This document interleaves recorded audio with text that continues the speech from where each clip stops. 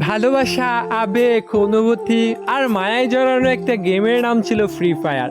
একটা সময় ছিল অবসর সময় কাটানোর জন্য আর বন্ধু বান্ধবদেরকে নিয়ে আড্ডা দেওয়ার জন্য সবচাইতে সহজ মাধ্যম ছিল এই গেমটি। তবে কেন জানি এখন আর এই গেমটাকেই আর ভাল লাগে না। এখন কেন জানি গেমিং উইথ তালহা আর ফোরেক্স তাহমিদ ভাইয়ের ফানি ভিডিও দেখে আর হাসা হয় না। 2F লোল গেমারের ইমোশনাল ভিডিও দেখেও আর কান্না করা হয় না।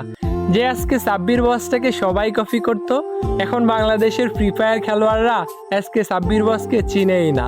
রক্সম্যান গেমিং, জুয়েল দা নুব গেমার, তারা আর আগের মতো ফ্রি ফায়ারের আননোন ফ্যাক্টস খুঁজে পায় না।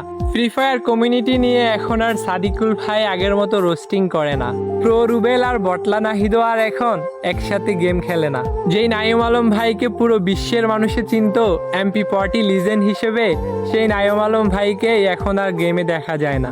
কতদিন হয়ে গেছে গেমিং উইথ জিহাদ ভাইয়ের সেই বিখ্যাত ডায়লগ ভাই সাব দেখা হয় না, দেখা হয় না তার ফানি সব কাস্টমগুলো। যদিও এখনও মিস্টার ত্রিপোলার ভাই, ইটসকাব্য ভাই এবং গেমিং উইথ তালহা ভাইরা নিয়মিত ভিডিও ছেড়ে ফ্রি ফায়ার কমিউনিটিটাকে বাঁচিয়ে রেখেছে, তবুও সেই পুরোনো দিনের ফ্রি ফায়ার গেমটাকে অনেক বেশি মিস করি।